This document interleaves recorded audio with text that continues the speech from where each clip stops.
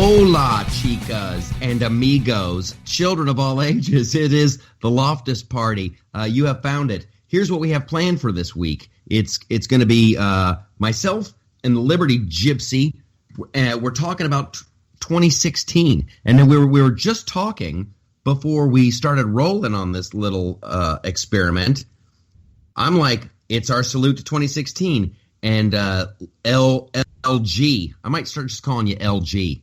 LG, just short. That's a dishwasher. For Liberty Gypsy. It's a dishwasher. It's a phone company. Awesome. They bring good things to life, or is that GE? I don't know. However, already I just said let's roll. Let's roll because digital's cheap. Digital's much less expensive than tape. We wanted to do a 2016 look back, and you already started with 2016 sucked scissors. You said it twice. You said 2016 sucked scissors. Yeah. And you already apologized that you said you have a cold and you might start sounding like B. Arthur. I want that to happen immediately. Immediately. I thought you were pulling for Peter Brady when his voice changed. Well, yeah. I mean, that's kind of quaint and cute. However, I'll take B. Arthur any day of the week. Okay, so you just jump in.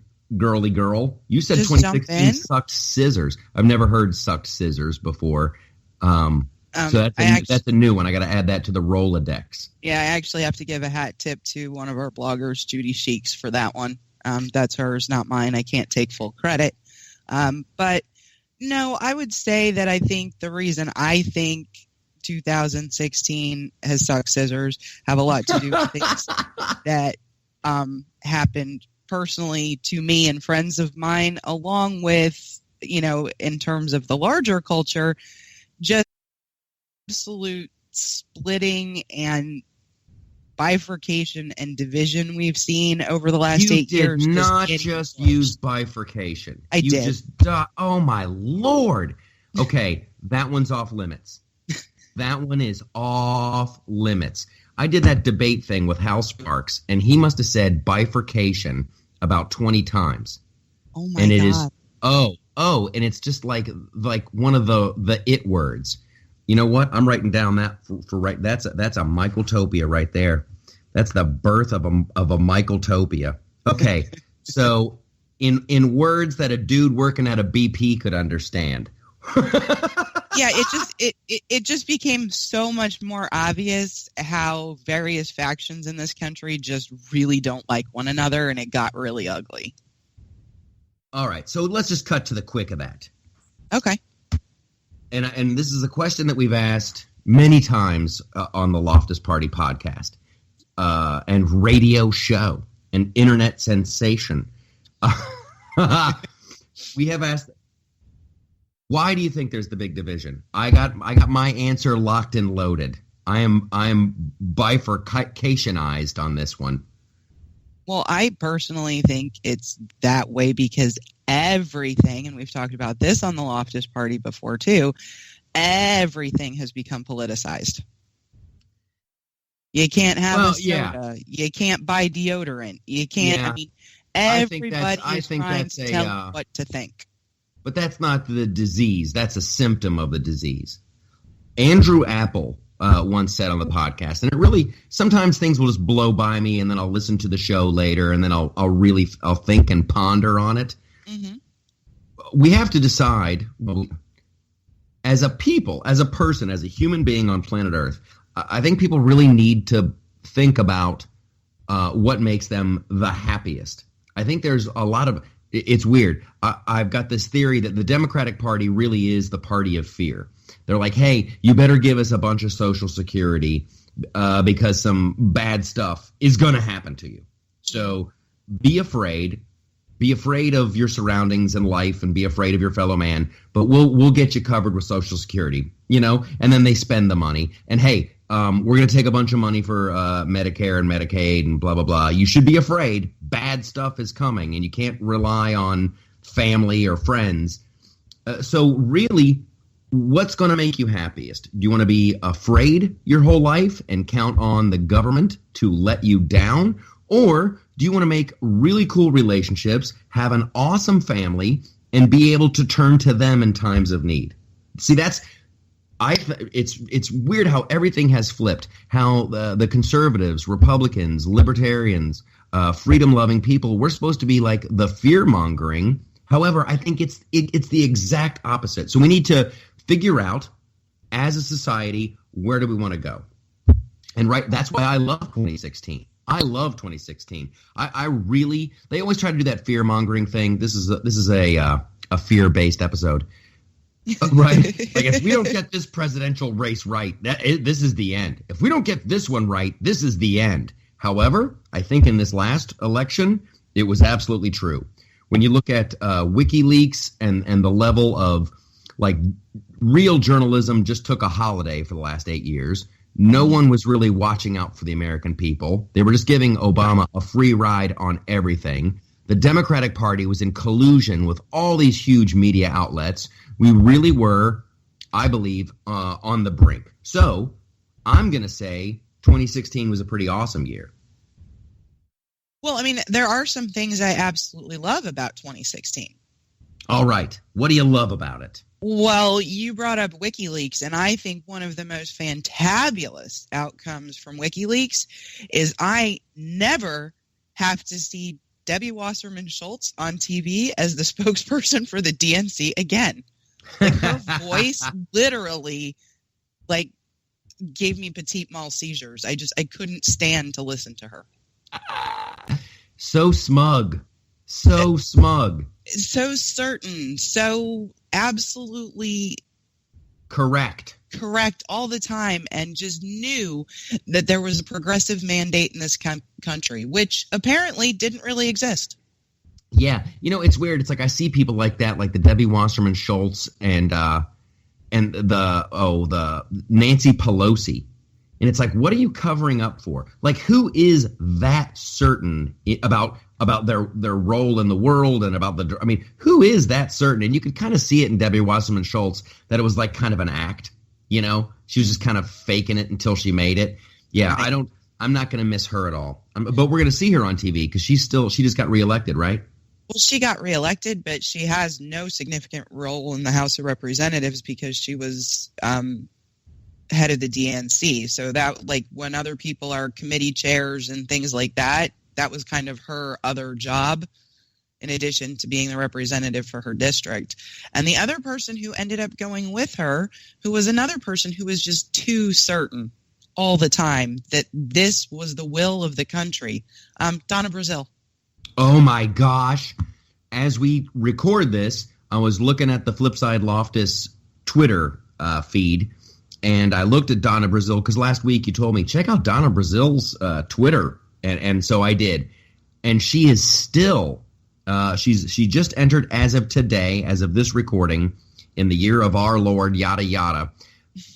She's saying that she didn't get the answers. She didn't have the answers to the debate questions. That she didn't. She's now in full denial mode, that it never happened. Well, I'm sorry. Nobody else is saying that. There definitely were some things that came out of WikiLeaks that I never got the total backstory on that were forged, but I think they were coming from other places to kind of have a more impactful or straightforward message kind of thing. I don't think WikiLeaks as an organization altered anything, and the ones surrounding Donna Brazile were absolutely verified as not fake. Yes, well, that's what happens. WikiLeaks is 100% correct, but then what happens is some moron with Photoshop goes, "Ooh, you know what I'm going to do? I'm going to help out." Yeah. And I'm gonna cut and paste the header to this email, put in my own horrible propagandized message, and make it look like. So don't do that, people. You're not helping. That's the whole fake news thing, which we should do next. WikiLeaks was fantastic, and I did not like them a whole lot when they were going after George Bush. However, it was the truth. That's those things were happening. So you gotta be okay with that. Then they come after the DNC, and that's the thing that still kills me. How, like, the Russians hacking the election? I guess you could say, and that's already wrong from Jump Street. It's not right. But it's the lexicon now. Ooh, the Russians hacked the election. They didn't change any voting machines. If they got into voting machines, then we got a story. However, what they did is WikiLeaks, which I still don't think it was the Russians. I think that was John Podesta got phished, and then some hacker somewhere was like, "Hey, you guys, I got a bunch of emails from John Podesta." They took a giant flashlight and they shone it on a bunch of cockroaches that were running around in America's kitchen. Well, and I think you made a good point. If in an awesome metaphor. If you're okay with the information that came out regarding the DNC and John Podesta, then you also have to be okay when the light gets shown in places that, maybe you would prefer it didn't. So, I mean, I think that's a pretty important point to make as well. But the other thing I really did like about 2016 was the entire Democrat reaction to the election, and it's still going on, and it literally cracks me up. All of a sudden, people who let Barack Obama basically, trample all over the Constitution, go way beyond what his executive powers actually are, to grand applause, are now wrapping themselves in the Constitution, the Federalist Papers, and the American flag. Yeah, it is. It's ironically funny. It's not like a real knee slapper. And here's what I have to be on the lookout for in 2017. And I just love being on the record with stuff like this. When I had Cheryl Atkinson on the flip side, I called it 2 years ago. I'm like, you watch. If a Republican gets elected president in the next cycle, investigative journalism is going to make a huge comeback. And all of these tools and all these total douchebags are just going to be like, I'm just being a reporter. I'm just being a reporter. And then you're going to want the knee-jerk reaction is going to be like, where were you the last 8 years? Where were you, reporter? But it's just going to be very boring for a long time. And I'm going to have to work on some jokes to go after those people. Just like a list of, you're going to report on this the way you reported on the Obama's red line in Syria. Oh, that's cool. Oh, you're going to report on this when Obama told Putin to cut it out. And you're going to report on this when there was the cover-up about the oil spill. Oh, and you're going to report on this just like you did when Obama was tapping reporters' phones and kicking them out of the press pool and all that stuff. Oh, I'm glad. And it's just going to be smarmy. And I don't want to be a smarmy douchebag. I want to have more fun. I just want to have more fun. Well, and I don't know that watching the press corps is going to be a whole lot of fun, but watching the reaction, and I don't consider, and you know this, we've discussed this on the show as well, and I think it's become a glaring issue in 2016. There aren't really many reporters out there. There's a lot of commentators. And, watching people like Sally Cohn and a couple of the folks on MSNBC and Joy Reid literally burst into tears on camera. Who is Sally Cohn? Who is Sally Cohn? Everybody, who is that chick? Oh, wow. If you ever want to see some serious moral equivocation that just makes you go, what? Check out her Twitter feed. Well, I know people always they retweet her stuff all the time, but who is she? What organization does she work for? Is she just a giant lesbian who has a chip on her shoulder? She actually worked for Fox News for a while when they were trying to be fair and balanced as a commentator. She's an attorney, and now she is on mostly CNN, and she'll show up on panels here and there. And the things she forgets about things that have gone on the Democratic side of the House, and then we'll bring up about the Republican side of the House. I mean, that's the other thing that's going to be really interesting, because you have all these people, and the media is one, but the politicians and the talking heads that are out in the culture regarding the Democratic Party. For 8 years, Republicans were called obstructionists for having legitimate debate about policies that affect everyone in this country. I don't think that's being obstructionist. I think it's having a conversation. Well, right? then you got guys like Mitch McConnell who, like, on day one of the Obama administration is like, our full-time job is to make sure he doesn't do anything. I mean, talk about bad optics. Like, hey, Mitch, why don't you zip it for a second? You can say that kind of stuff, but not like on tape. But I think the other interesting thing is going to be watched how the Democrats saying no all the time is going to be handled. Is that obstructionist, or are they going to continue to wrap themselves in, motherhood and apple pie and the American flag and say we're doing it for you because they are? Absolutely, right, absolutely. They all have crystal balls right now. It's amazing. I'm flipping back and forth between AM Joy this morning because I need my Sunday jolt of just Why do you do hard that to left. yourself? Just to see. I just want to see what level. It's like dipping your toe in the water. You're like, is it too cold? Is it too hot? I'm just going to test it out. And you dip your toe in it and you're like, wow, that is way too hot. It's just theories. It's these bizarre, you know what I think? I think when Donald Trump does get in there and he's got this guy running stuff, they're going to start putting guard towers on every corner, and they're going to have because he does have access to Gatling guns, and it's going to be like a Civil War massacre. It's like, holy moly! It's just all these crazy theories, and then this morning she's interviewing Rob Reiner. Like, that's just like Sally Cohn. Like, all she is. Sally Cohn is just like Twitter bait. That's all it is. Like, people get followers. You follow Sally Cohn. You wait for her to say something just so idiotic, and then you come up. You spend like 15 minutes coming up with a witty retort, and then you tweet that like, "Ooh, I showed you, Sally Cohn." Near. And then you get a bunch of followers.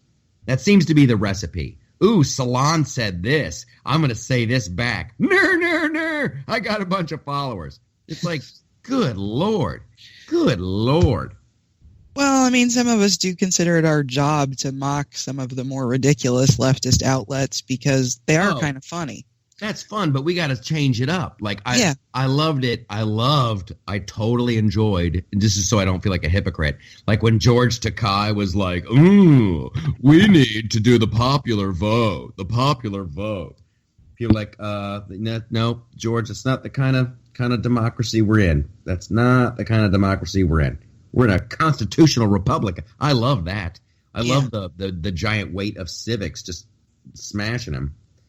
Well, and, it was very interesting because I don't know if you saw the Unite for America PSA where several actors were talking to the electors and encouraging them not to cast their vote for Hillary Clinton because they knew that wasn't going to go very well, but to pick another Republican when they vote. It was actually hysterical because they started quoting the Federalist Papers. Okay. Which are the foundation for our constitutional republic, which they hate. Who wrote the Federalist Papers? A bunch of different folks. All the papers that was it like the rough draft of the Constitution? Like, hey, we should do this, and we should think about having this in there. It was more the discussion around the various ideas in the Constitution and how it should be structured. So you had the Federalists and the Anti-Federalists, and they had to kind of come together and hash all this stuff out. So it was in written form because they didn't all live near one another and they didn't have telephones. Well, they had time to ponder. That's the other thing. Give yourself time to think. Give yourself time to think. Okay, so WikiLeaks, I'm a huge fan. 2016 WikiLeaks, yay. Thank you for shining the light on the cockroaches in the kitchen of America. We got some raid. We got some roach bombs. We got rid of the Clinton roach machine. Okay. Yeah, that was the other thing I did like about 2016. She just disappeared for a while. Oh my gosh! After she lost, she went into the woods into hiding. I found that. But then she takes that picture, and that was staged. It's like, good Lord, who is in there? Who is in? Like, oh, look who I ran into in the woods. Oh, the woman you worked for. It's like, and they did a couple of those. She needs to. I hope she's okay. I hope she's not ill. I hope she's all right. I hope she doesn't run again in 2020. Oh, no, she can't. She can't. Lord knows where the Democrats will be in 2020. Okay, other big stories of 2016. The Flint water crisis. It's still going on. Going on. Now they're saying the water is okay for humans to drink. I'm not sure I buy it. I wouldn't buy that for a second. Not for a second. You know what I love most about the Flint water crisis? And I'm being completely sarcastic here. Right. I got you, but thanks for saying that out loud. What do you love the most? Nobody got fired. Well, that one girl from the EPA quit. Well, she resigned. Quit, but what I'm saying is if something like that happened in the private sector, heads would roll. Oh, yeah. You would have entire departments fired. This is just like what happened with the VA. People were dying and nobody got fired. So Bob, I understand you changed the water. You're getting it from another source now, and countless people have lead poisoning, and we don't even know what the long-term health effects are. That I guess we're just gonna have to wait and see. This is a crime, guy. This is a total and complete crime. You may have killed people or doomed them to a life of misery. See you Monday, I guess. Yeah. It's Debbie's birthday. Make sure you sign the card. Yeah. I mean, in the private sector, you would be fired. Yes. And you might even do jail time for something like that. Oh, it's BAD bad. It is bad. Do you think they just need all new pipes? Is that the thing? Are we still using the lead pipes? Are we in the days of Rome? I don't even know, because I think that's what it is. The water is leach. I don't know. They need to get on that. The exact problem behind it was, but it was kind of like that other one that you enjoyed so much, them turning the river in Colorado orange. Oh, that's the EPA. Yeah, like the EPA has demonstrated the absolute problem with big government. They do horrible things, they ruin stuff, and nobody gets fired. I really can't say this enough. Well, I can, but anyway, forgive my hyperbole. I want clean water. Like, as an American, that's just one of the things I demand. There are no, I'm not kidding, like clean water and clean air. I demand that. Hey, if coal can do it, if you can have clean coal, if that's a real thing that you can do, let's go for it. If fracking really doesn't make water flammable, let's do it. Let's go for it. However, and this is the problem that the media being controlled by the left, it hurts. Everybody's a demon. Everybody's the boogeyman. Every new technology is horrible. But man, oh man, with Donald Trump and his environmental dudes, listen, let's scale back the EPA. However, if people start polluting, I'm going to be all over them. All over them. You don't do it. Well, no, but I mean, then some of the things they've licensed this year, there's this wind farm that has a permit to kill up to something like 4,000 bald eagles. Okay. Now, here's the other thing. Like, that's not a good idea. It terrifies me as a human being. I'm not even kidding here. That, like, you know what we should do? We should put these giant fans out there. I mean, that's literally like a dumb idea from the 1930s. Like, there's got to be a better way to capture the power of the wind without just chopping bald eagles in half and killing just millions of birds. Like, that's not cool. Like, and there's got to be another way. I've been in Best Buy. They have fans now. Have you seen those crazy fans?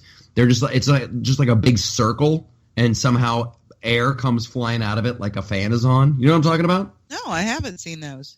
Oh my God. I don't know what power these things. It's like some shit out of the Jetsons. Some of them are big circles. Some of them are ovals. I don't know if it's ionic energy or what, but it is a fan, and there is apparently no moving parts. And it works. I mean, it doesn't work. It's not going to move air around like one of those giant fans where they make fake storms for the movies, but it moves air around. There's got to be a better way. Yes, let's harness the power of the wind. Let's do it. No, let's not kill bald eagles and migrant birds. I think that, but the left loves them. They're building a whole wind farm in the ocean off the coast of Rhode Island. Oh, Lord in heaven. Yeah, big project. Well, I mean, I guess they'll kill some seagulls out there. Is it that far away? It's off the coast, so they're like building in the ocean. They're building the platform to put the windmills on. Well, that'll be a thing. Yeah. Hopefully it's out of sight. Hopefully no one can see it. I think those things are pretty ugly. They fill me with dread. I am filled with dread when I see those things. I'm like, this can't be cool. It looks like some Dr. Seuss crap. First time I ever saw him it's was like the illustration before things go really, really bad. Yeah, no, the first time I ever saw him was driving through Tracy, California. Tracy, California, when you were setting up a Liberty camp there. When you and the rest of the people in your little gypsy troop, you were probably opening up your fortune-telling stand. Yep. And, putting weird Liberty gypsy curses on people. Oh, now I see curses? That's awesome. Well, that's what a gypsy I'm going to does. start making a list. That's the problem. The gypsies would roll into town and were like, oh, stay away from the gypsy. And then she'd put the curse on you and you'd become a werewolf. Do you not watch any monster movies? I did not realize that. Have you ever heard the phrase? Here's a fun to know fact. Have you ever heard the phrase, that's my nut? Like, I got to make my nut? Yes. That comes from gypsyism. When the gypsies would roll into town, I'm not even kidding. There was all these rumors like the gypsies, they're going to steal your kids. They'll put a curse on you. They're going to steal a bunch of stuff. So when the gypsies would roll into town, they would take the city like fathers, the sheriff or whatever would come out and take the nuts off of the wheels of the gypsies' wagon. Wow. So they couldn't escape. They couldn't escape if they committed a crime. And then to get those nuts back, you had to pay a fee. So that's where you get that's my nut. I got to make my nut. See, we're learning things. I had no idea about my heritage, Michael. Thank you. Well, yeah. Although I think a Liberty gypsy like rolls into town, has a fortune telling stand, and then just tells people, "Ooh, the Democrats are going to ruin everything," and then hands out some pamphlets, free copies of the Constitution. Free copies of the Constitution and T-shirts that say, "I don't need the government to protect me from me." That's a Michaelism. Okay, that's right. That is right. So for me, I guess the biggest story of 2016 just has to be Trump altogether. Just straight up Trump. I'm thrilled. I'm happy. I'm happy as a cat in a bowl full of milk on some kind of flotation device that's not getting my paws wet. What? Well, as I was saying it, like if a cat was in a bowl full of milk, the cat would be miserable. They don't like getting wet. Yeah. So, and really that's a big bowl. Like, I guess I must be a kitten. So, see, I screwed up my own little thing. There you go. And then I tried to save it. So I'm as happy as a cat in a pool full of milk on a flotation device with soothing music playing in the background. I'm so happy Trump got elected. Thrilled that the Democrats lost in grand fashion. There you go. Yes. No. I mean, they didn't just lose. They lost big. And they've been losing for 8 years, and this is just kind of the culmination. I mean, they've lost 900 seats nationwide. We are down to 4 states that have a Democratic governor and a Democratic state legislature. And we're up to like 12 or 13 that are Republican. Do you want to cut them loose? Cut them loose? Yeah. Well, I don't want to say because you kind of have a domicile right? there, but Cal Exit doesn't sound like a bad idea to me. I think they should divvy that. Uses the Constitution as a suggestion. They are off the rails. That Completely. Whole state is just off the rails. I look forward to the end of sanctuary cities. I look forward to, hey, Trump keeps saying he's going to build the wall. Have you heard that? I've heard it, and then I've heard he's not. Then I heard he is again, and then I've heard he's not. A couple days ago, he's on his thank you tour, and he's like, "Hey, I'm building the wall. Don't worry about the wall." I was delighted. Boner pants. Build it. It should be huge. It should be lovely and wonderful. That's a shovel-ready job right there. I wouldn't be sad. I would be sad to see California go. What I think they should do is they should divvy it up into 2 states. You should have Northern California and Southern California. Here's what I'm kind of fond of myself. The concept of city-states. Because if you look at the entire mess, right, it's really a big blue dot around LA and a big blue dot around New York and a big blue dot around San Francisco. It's not like there's no Republicans or conservatives in California. They are just overwhelmed by the populations of these huge cities. So give them their own small little number of electoral votes and let the rest of the state vote. I love it. Well, listen, seriously, scoop up. Just let them have L.A. You can have L.A. and you can have San Francisco. That can just be a democratic paradise, as it already kind of is, a liberal paradise. Sure. And then I need San Diego. I need that one. I need most of Orange County. Then I need all that farmland. I'm going to need all that farmland in the middle of the state. And then I'll take everything north of San Francisco. And then we're good to go. However, what is it? Is it New Hampshire? Did Hillary win New Hampshire or did Trump? I don't remember at this point. They took forever to call New Hampshire, and I don't remember how it came out. I've never been to New Hampshire, but I could probably live without it. I've never been to Vermont, but I could live without it. I hear it's lovely. I hear there's great skiing. Well, New Hampshire, I'll tell you, scores number 1 on the freedom scale from Cato. As far as individual freedom, business freedom, good taxes, low regulations, they've been number 1 for the last 6 years. The live free, they're the live free or die. Live free people, or die. Right? I kind of like that motto. Well, then they better. If they want to have that motto, you know what we should do? We should let other states use other states' mottos. Like, if you're not living up to the ideal of your state's motto, you lose the motto. Seriously, like when New Hampshire isn't number 1 on the freedom scale, they lose that motto, and you give it to whoever's number 1. Like, sorry, Connecticut actually has more freedom, or Georgia has more freedom. So now Georgia, and I want to penalize Florida or Georgia rather. Georgia would still get to be the peach state. However, they could use the live free or die if they wanted to. That should be a prize. That should be a prize. Because they really have like the state motto, we like the best. Live free or die. And then I'm also a big fan of don't mess with Texas. True. Like, that's not even a motto. That's a threat. Every other state's like, howdy, do you want some cobbler? Texas is, what did I tell you? I'll beat your ass, boy. Woohoo! That's great. What is it? Missouri's the show me state? I think that's kind of fun. Yeah, but I guess that's from a dubious, like, prove it.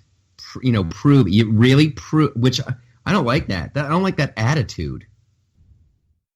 Yeah, but if you just take it in your own context, it could be fun. Oh, yeah. Like, there should be, like, perhaps the rest of the entire quote was, show me your tits. and then they just cut it off. They took a vote, and they're like, we can't do that, you guys. Come on. We want to be a state. If our motto is show me your tits, how about we just do show me? All right. Okay, that's fine. All right. All in favor? Aye. All opposed? One pervert in the corner.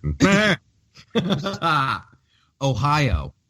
I don't even know what Ohio's is. Like the aviation capital or the heart of it all. Ohio's is lame. Who else has a cool one? This is a fun game. Cool state mottos. It's either the Empire State and the Empire State. That's a great one. Mm-hmm. The Empire State. Very Star Wars. Very Star Wars. I'm sorry we can't talk about that. However, that we can put that in for 2016, the return of Star Wars. The triumphant return of Star Wars. The boycott did not work by all accounts. Yeah, right? And that's one of those things where like you knew as soon as they tried to do it, like this is never going to work. This is never going to work, so don't even try. Then you're just doomed. Well, and I no spoilers here because I committed to no spoilers. I know, Michael, you haven't seen the movie yet. I have. What I will say is this. The Empire is, as it always was, cynical, awful organization that wants to tamp people down and take over planets. That's what they've always done. Yep. And the rebels are exactly who they always were. They're blowing stuff up, hacking into computers, doing what they do. There is no obvious Trump theme there. No. And there wasn't even like a little dig on him individually like you had talked about earlier with Reagan. There wasn't some alien with giant, yellow skin with a weird comb over. No, not at all. We will make Tatooine great again. I think it was much ado about nothing. Of course it was. That's why, was the whole thing a giant fake out? Like, who would even try to do that? Who would even try to, what we're going to do? We're going to boycott Star Wars. Never going to happen, guy. Unless the message was so just over the top and bad. Yeah. But, I mean, there was nothing there. The writer was stupid for saying it. If you like Star Wars, go see Star Wars. Yes. Okay. Well, I never got my thoughts out about Trump, but I don't care. I think they're well documented on this show. I love the fact that he went around the mainstream media and just tweeted out his craziness. I love that people go nuts when autocorrect corrects his words into something else and he can't spell. Really? Let he who has tweeted without grammatical error cast the first stone. Isn't that the worst feeling in the world? When you think you have a great tweet and you hit the send button, you're like, boom, let's tweet that shit. And then you go back and you read it and you're like, oh, I misspelled thought. It came out though. Yeah, no.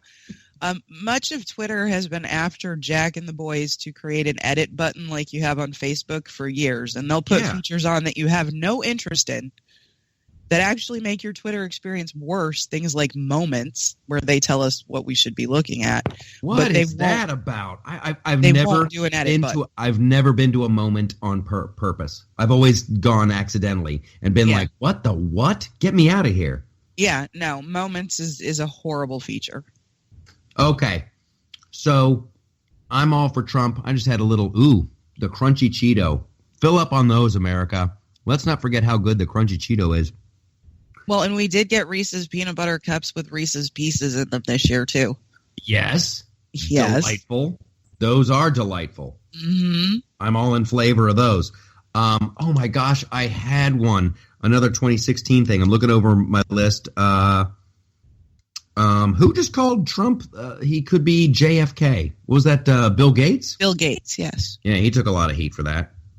But thank you, Bill Gates, for being the calm, steady hand at the tiller, saying, "Hey, let's see what happens here. It might not be all bad."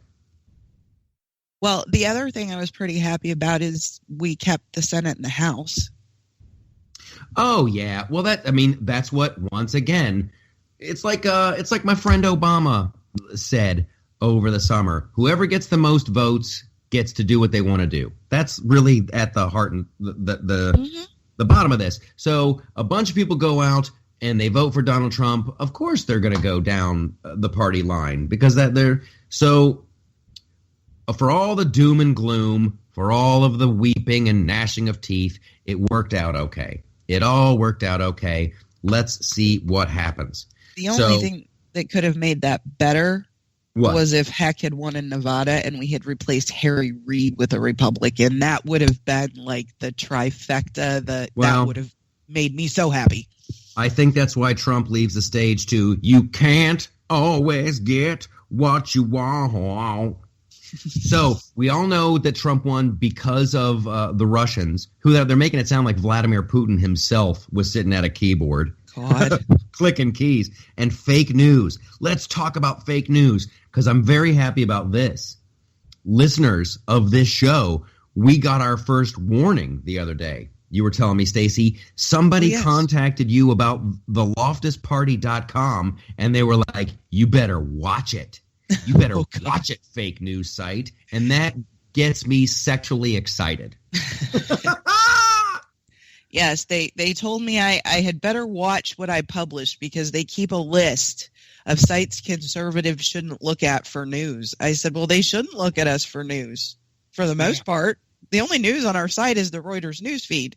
I love that. I love that. They're like, you better watch out what news you're pushing out there. And you're like, it's Reuters, douchebag. I know. I said, we comment on movies and TV shows and songs and life and things that are going on in the news, but we're not putting any new news out there.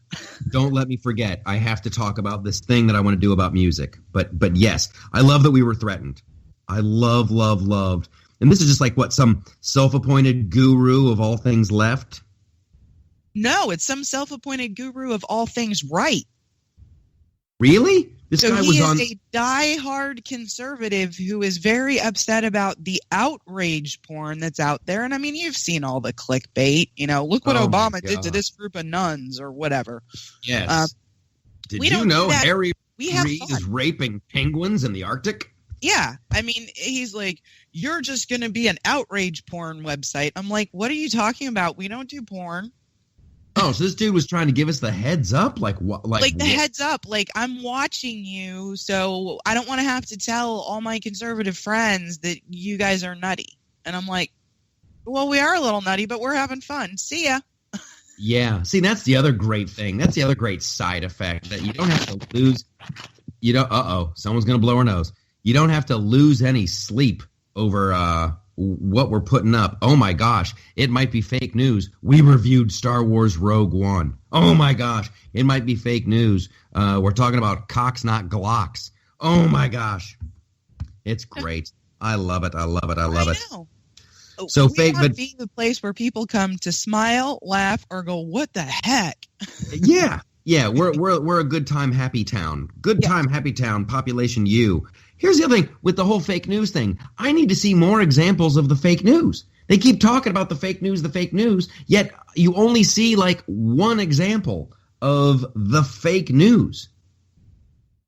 Like, they should be able to list like flipping 25 different headlines. This was fake, that was fake, this was fake, and it got so many clicks. I really, it's like, ooh, the Russians hacked the election. No, John Podesta got fished.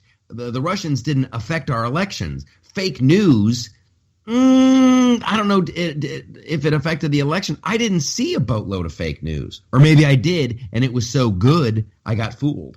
Well, and then this is the same outlets that have published all of these claims of, harassment and assault of minorities since the election that never happened. Oh, yeah, that's great. And that always gets I swear to you, one morning I was getting ready for work. I'm watching the local news, which is something that New York has that other cities have to have. New York has the best local news. It's all stuff that happened in New York. This beautiful girl says that she was she's wearing the headscarf. I don't know if that's not the burqa, that's the hijab or whatever. And she says she's on the train, and these two guys came at her, and they started to like roughing her up and trying to pull off her headscarf. And the reporter's like, well, what did they say? Well, she said, well, Trump's president now. They said Trump's president now. And it turns out that girl was a liar, and she just made it up. But I don't know. The local news didn't cover that story. She got brought up on charges. She got arrested. Good. You can't be making that stuff up. No, you can't. And if you can, I want to make stuff up. Like Hillary Clinton groped me during a Star Wars screening. You got to put some zip on it. She made me drink corn mash, whiskey, and then she groped me during Rogue One. Oh my God. And then Madonna was there. Ooh, Madonna sighting. Madonna sighting. I was flipping around the other night, and old Madge, as they call her, like the old paper towel lady, Madge has a concert film that's on HBO, and I'm like, ooh, let's see what old Madge is up to. And I gotta give credit where credit is due. It was pretty lame. And there was a lot of edits. You can tell that she's she's kind of aware of how she's aging, and she can't really do the old, sexy harlot thing anymore. She sat down on the edge of the stage and whips out a ukulele, and I'm like, get out of town. What is about to happen?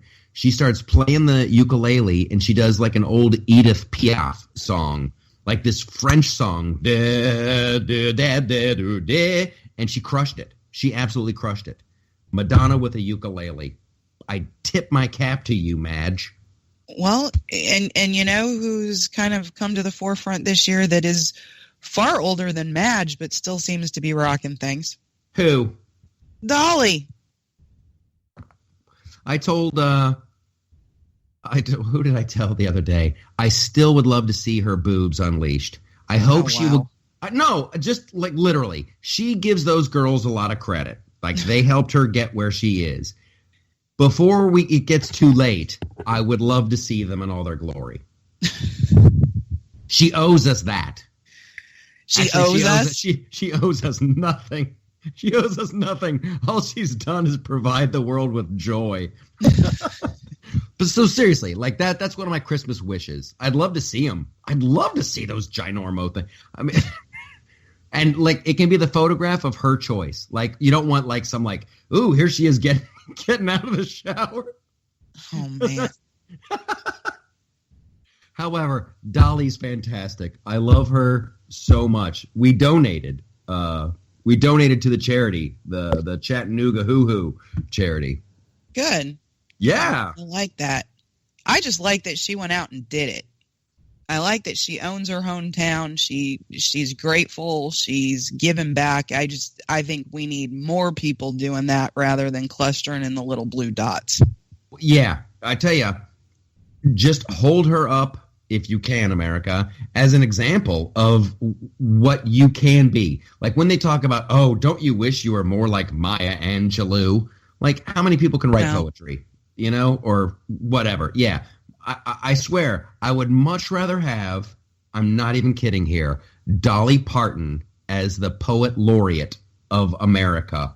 Wouldn't that be great? You like just take old Dolly Parton songs and just, type them up and put them as a book of poetry, and let's have her be the poet laureate of the United States of America. Let's do that before she dies. That would be great. That would be great, because I could recite. I don't even know who the poet laureate is of America right now, let alone could I recite one of their poems. But I could recite some Dolly Parton stuff. Pour myself a cup of ambition. Working 9 to 5. What a way to make a living. We could do dramatic readings. It'd be great. It'd be awesome.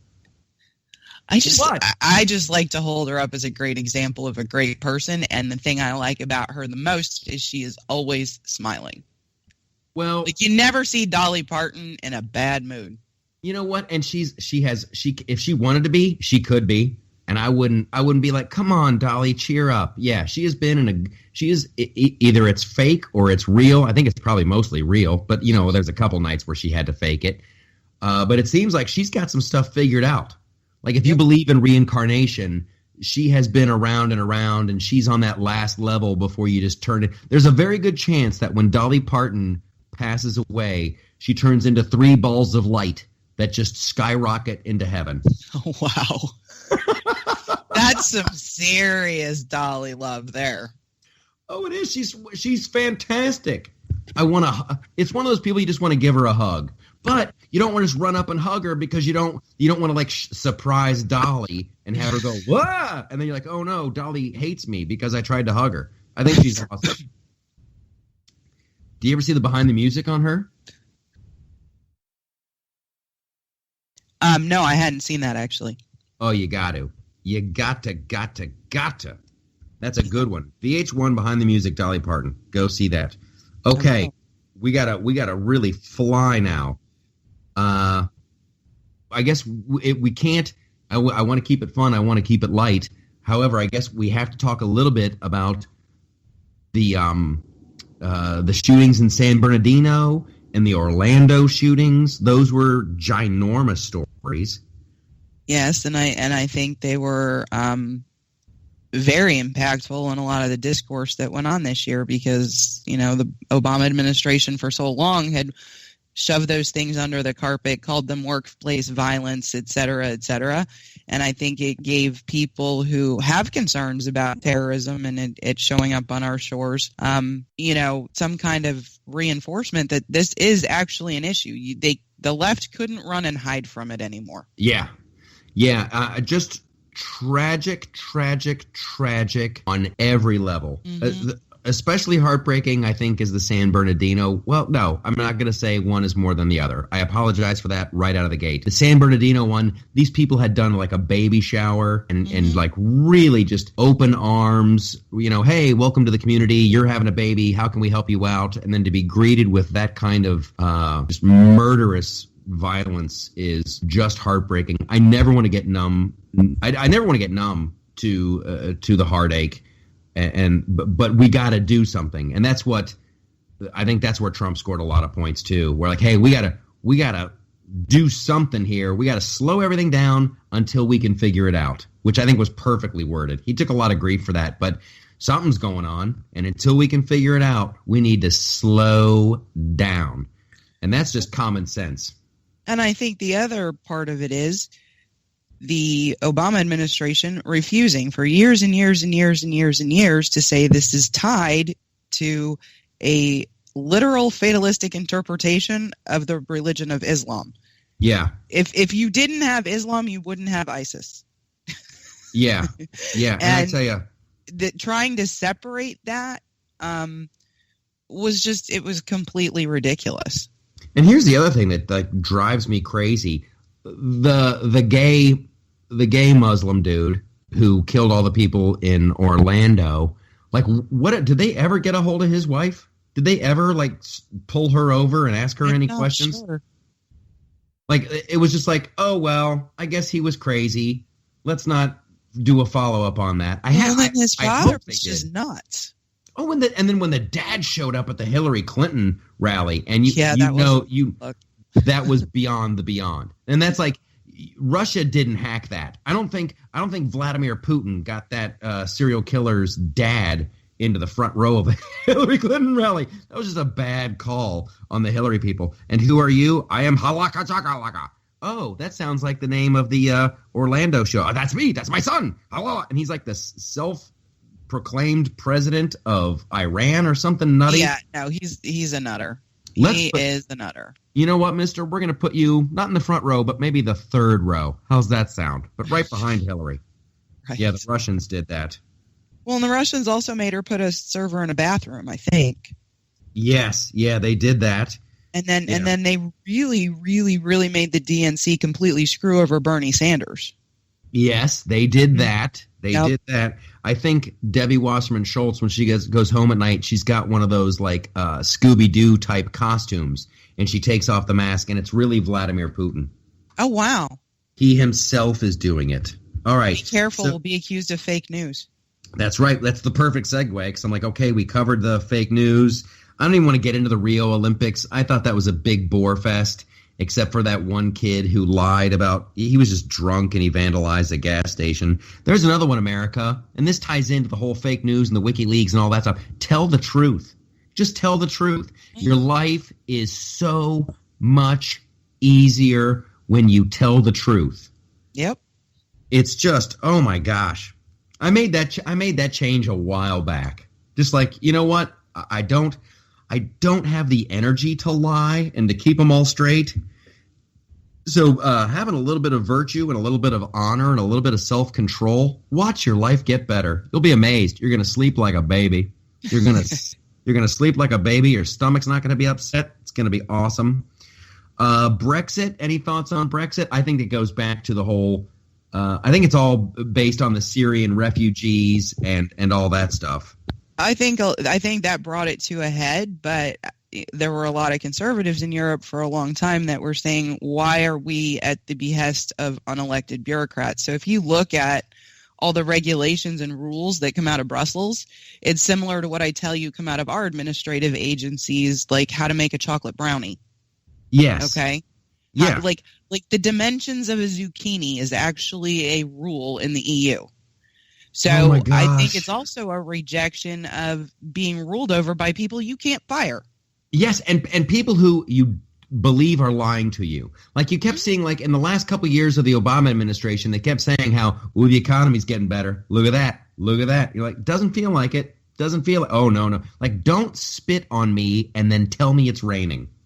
And that's how, hey, how about that one? That's how I felt for quite a few years of the Obama administration. You keep telling me these stats, and I think that's what Brexit was as well.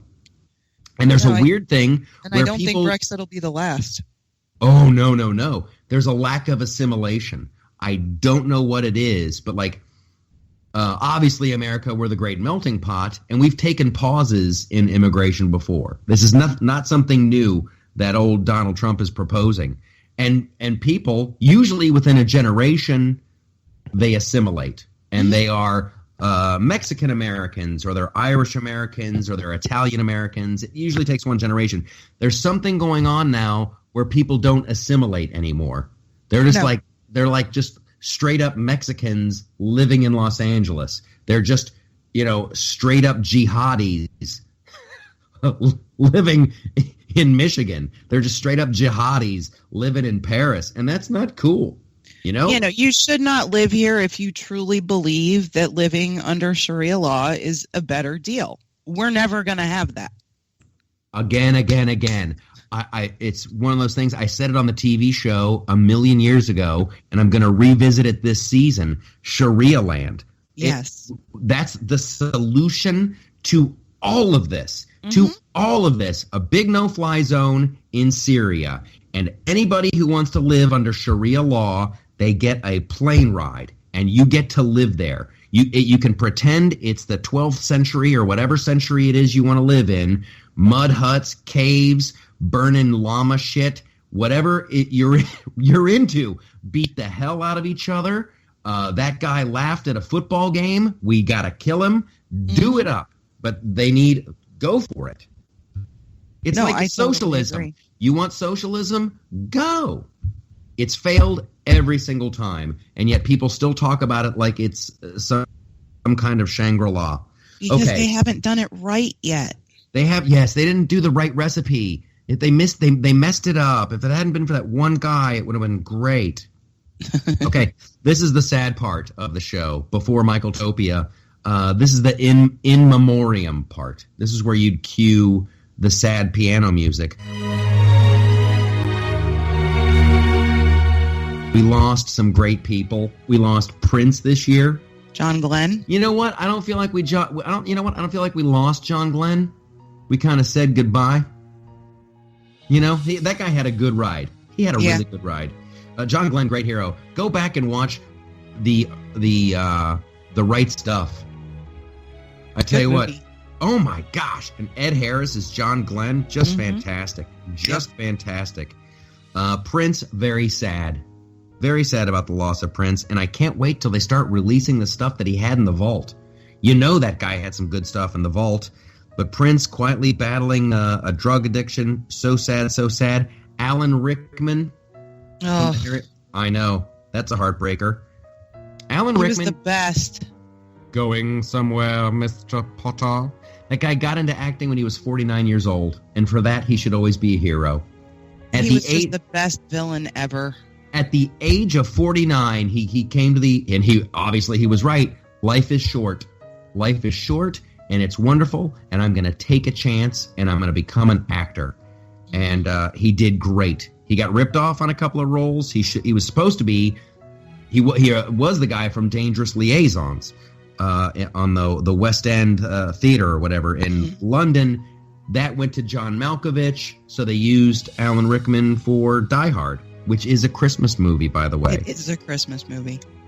The other guy that we lost, David Bowie. That one hurt. That one hurt really bad. Like John Glenn didn't hurt. The guy was like 90 something. David Bowie, surprise, shock, hurt. I hate those. Those. Because like that dude was an original. He was like a straight up original and made people's lives better. I miss David Bowie. Here's a great David Bowie song that most people don't know about or they've forgotten. Sound and Vision. Go to the iTunes store and listen to Sound and Vision. Just a great tune. You will be missed, David Bowie.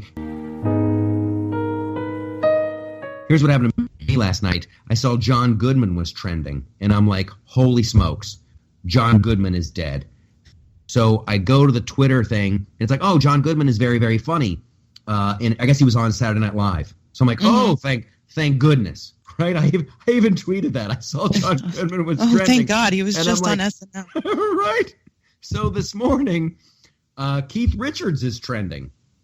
Oh, no. No, I wasn't afraid at all. It's his birthday. But it's like, and then I tweeted about that too. I'm like, how wild is that? Like you see, oh, John Goodman's trending. That guy's dead. And then you see Keith Richards. You're like, wow, what cool shit did that guy just do? Right. Happy birthday, Keith Richards. He's 73 today. And like, I was never worried. I was never worried that Keith Richards was dead. Didn't he like fall out of a palm tree or something? Yeah, that's when he quit doing coke. Oh, Keith Richards. Keith Richards is that weird guy who will do drugs until they affect his life in a negative way, and then he just stops doing them. 1,000,000 years ago, he was incredibly addicted to heroin. It became a problem for him in Canada. He was looking at some serious jail time, and he's like, okay, I'm done with heroin, and never looked back.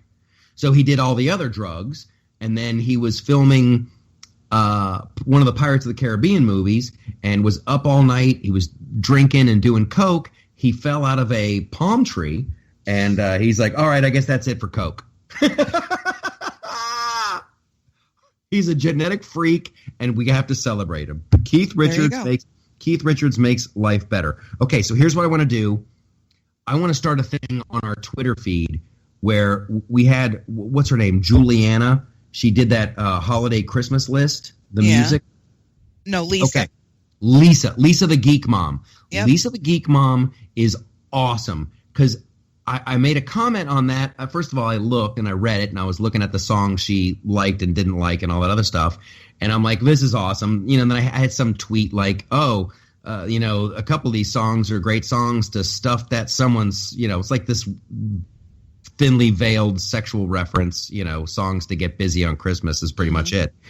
But then I was thinking about it, like how brave is that?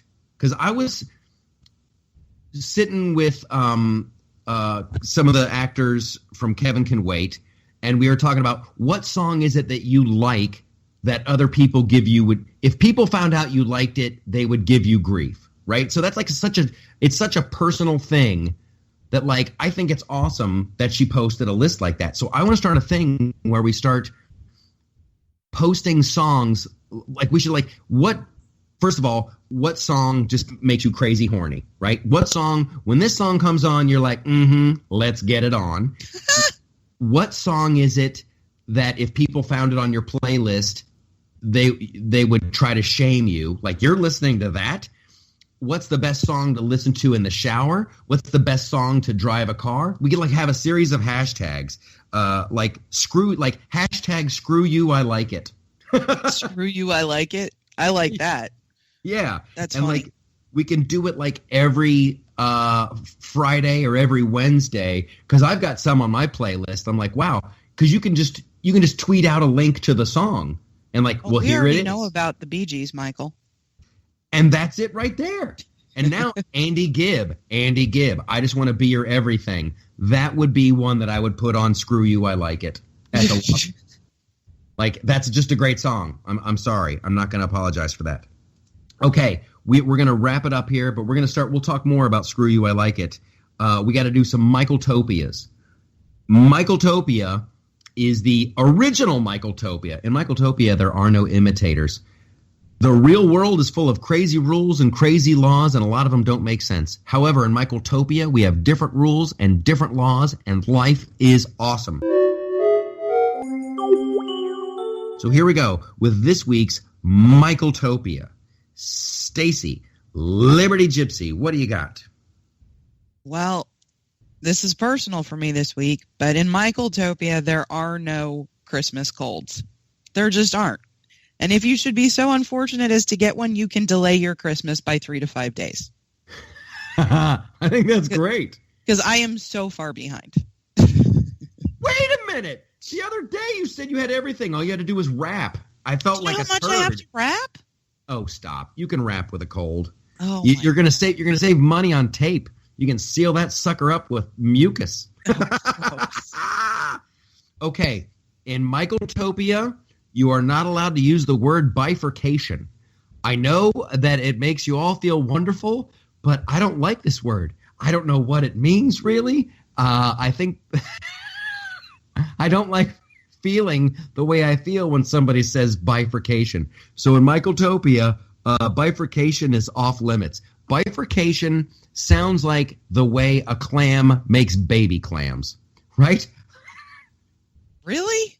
Yeah, like a clam is a bivalve. They have a bivalve system. So like bifurcation sounds like a method of reproduction by like mollusks or something. It sounds like the ocean and soft shell crabs.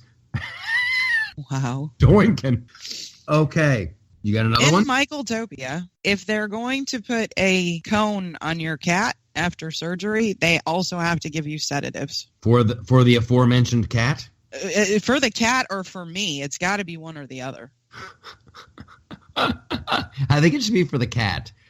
So you're just not like laying around your house all looted out, going, "Wow, the cat's licking its open wound." So this is the cat with the abscess. No, this is the cat that actually something tried to eat. We found out. Yeah, oh. no, yeah. Something decided to take a chunk out of my cat's ass, and I had to have it sewed up yesterday. And now this 22-pound animal, because it's a huge cat, has a white cone on its head and can't defend itself from the two dogs in the house. And it's been a nightmare. So I just need to be able to knock the cat out. Or knock out the dogs. Well, somebody's getting knocked out at the Liberty Gypsy House. Sedative.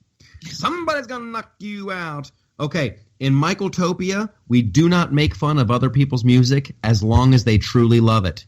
Now, if I think you're lying and I don't think that you really like – this goes for friends of mine. Like friends of mine, if I think they're lying and they're just trying to get a rise out of me, I will mock you into oblivion. But for total strangers, if you say you like a hunk of music and that's your jam and that's what you listen to in the shower, then I will celebrate that with you. It might not be my jam, but I'm not going to make fun of you. That's a bully-free zone right there. Okay. I think this was a wonderful episode. I like it. We covered it all. 2016, good year. Good year. You didn't like it. It was worse than swallowing scissors or something like that. I talked about things I liked. No, what was the phrase you said at the top of the show? 2016 sucks scissors. Okay, that is the Loftus party for this week. Follow us on Twitter, Flipside Loftus, theloftusparty.com. Just go there. Just go there. Thanks for listening. We'll see you guys next week on the Loftus Party.